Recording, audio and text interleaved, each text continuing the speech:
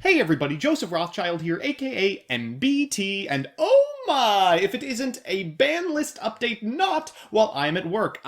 Feels good that I don't have to risk my job security trying to record something in a break room.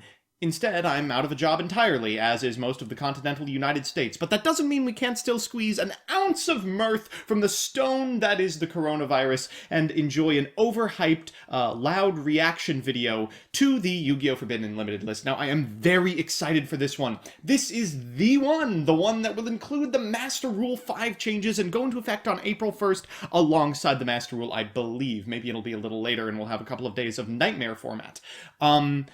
Obvious picks, I think we're going to see Steam the Cloak banned, Glow Up Bulb could easily be banned, it being an instant Boral Sword Dragon is just a little bit too ridiculous. I'd like to see some of the Link 4 payoffs hit, but I know Konami doesn't exactly work that way. I'd like to see some consistency in terms of the OCG. Maybe we mirror a couple of their hits as well. I would like to see a preemptive hit to Union Carrier shenanigans, maybe Buster Dragon, maybe some things that make the combos involving that and ABC a lot less accessible. I'd like to see something to hit Lunalight because the Y-Strict stuff has put it far beyond the ceiling of playability. I'd like to see a Spiral hit, and I'd like to see a Salamangreat hit in and of themselves just because they're incredibly good decks. By and large, the last thing I want to see is Malicious to 2, so fingers crossed, let's make sure that doesn't happen. Okay! Here we go. 10 minutes, starting now, ad revenue. Okay. Forbidden Unlimited list effective from April 1st, 2020. Cards that are forbidden cannot be used in your...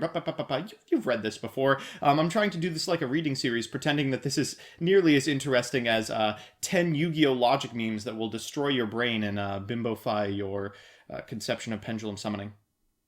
Steam the Cloak! Immediately Steam the Cloak banned. Alright, well, I called it. Steam the Cloak is incredibly powerful with Halqifibrax. It gets so good as a result of it that I'm glad to see it go away before we have to deal with it for 4 months.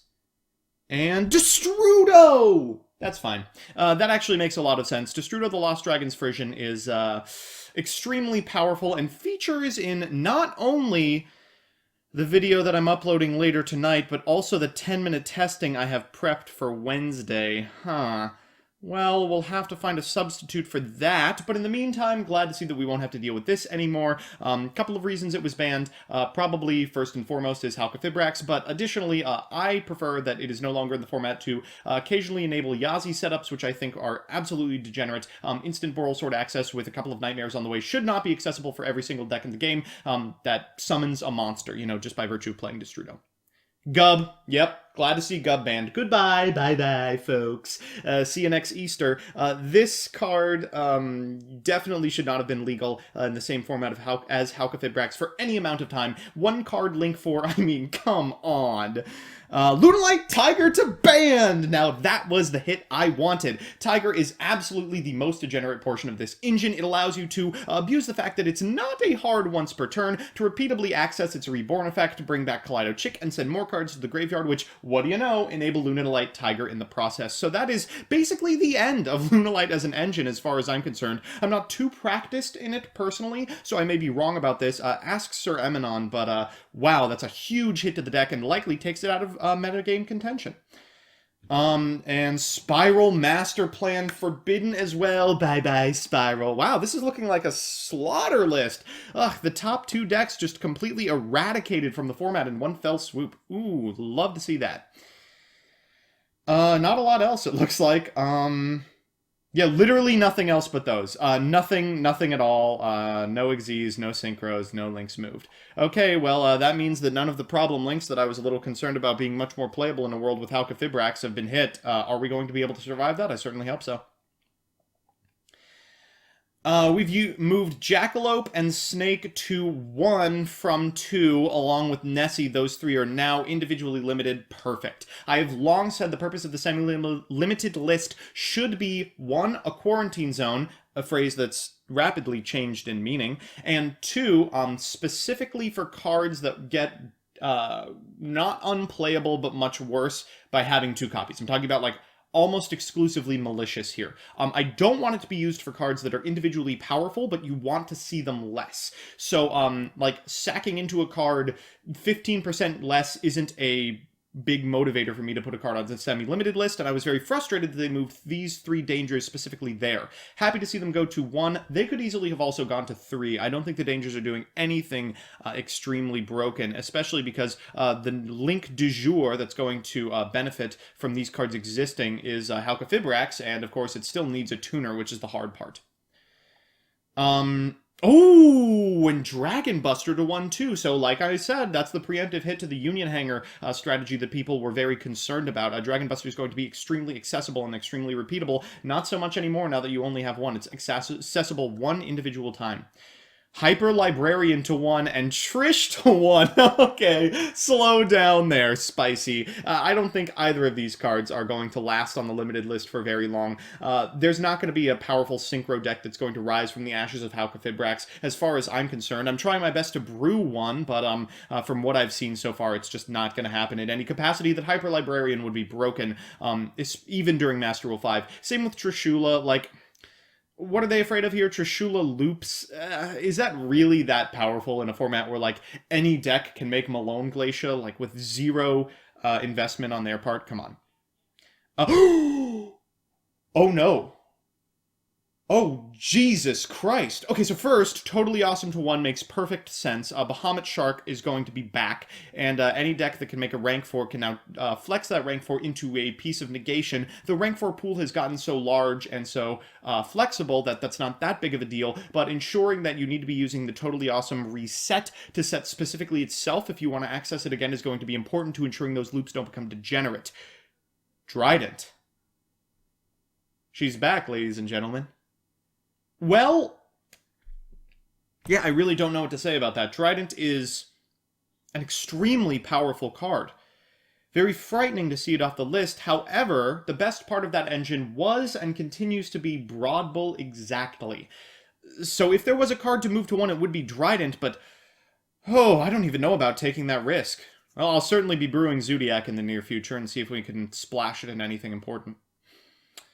Instant Fusion to 1, excellent. Instant Fusion was going to be extremely powerful in a world of Halka Fibrax.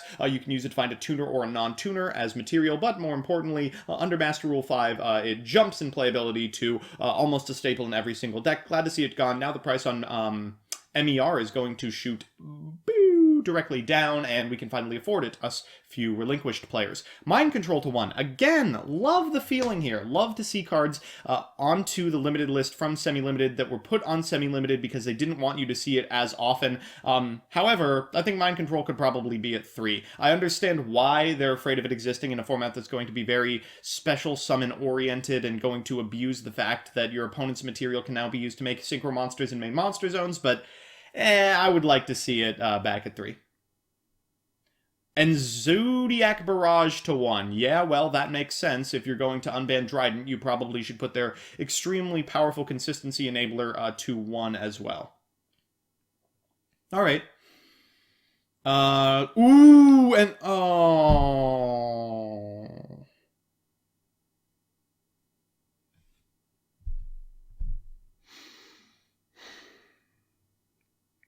Come on, dude.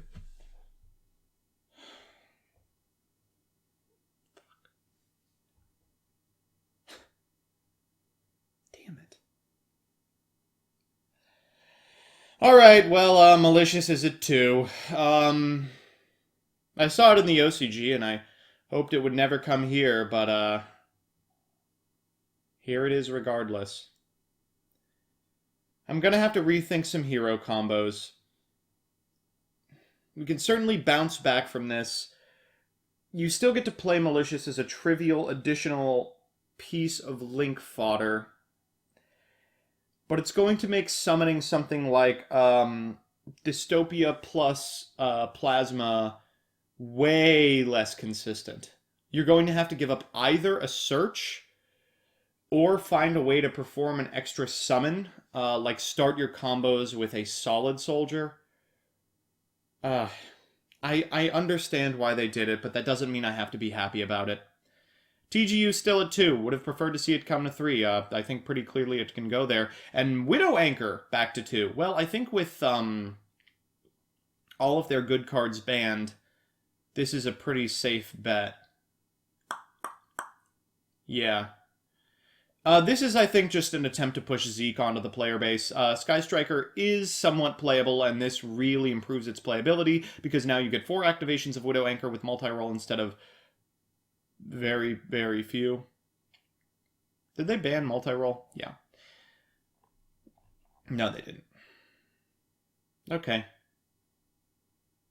Deep Sea Diva at 3. Wonder what that could be for. Yeah, I wonder if there's some deck that's going to make use of that in the coming weeks. Necroface to 3. Yeah, that should have happened 15 formats ago. Spiral Gear Drone to 3. Well, with no master plan, good luck. And Pot of Avarice to 3. Wow, that's big. I mean, no one's really been playing Pot of Avarice, but there's no OPT on this card, and there's a lot of decks like Block Dragon BA that are going to be very happy that this card not only exists, but now gets to act as Sekka's Light for an archetype that has lost 2 copies of it. So all in all, very interesting list. Shockingly changes very little. No hits to Salamangrate means that Salamangrate is likely still a top 3 deck, if not the best deck after the absolute gutting of Lunalight and Spiral. I would not be surprised to see a lot of really interesting new strategies come up as a result of Dual Overload. You know, a lot of really strong cards are still available. Artifact Dagda, for instance, hasn't been hit. I think we're going to see a lot of interactive control-style gameplay, not necessarily stun, because I think the swath of decks is going to be too large to facilitate something like that, but really can't get over the Malicious Semi-Limit. Oh, God. Yeah, all in all, excited to play this new format. Frustrated I have to redo my 10-minute testing. Going to upload the Turbo Tuesday regardless, and you're just going to have to pretend that we're still playing under this format. Okay. See you soon.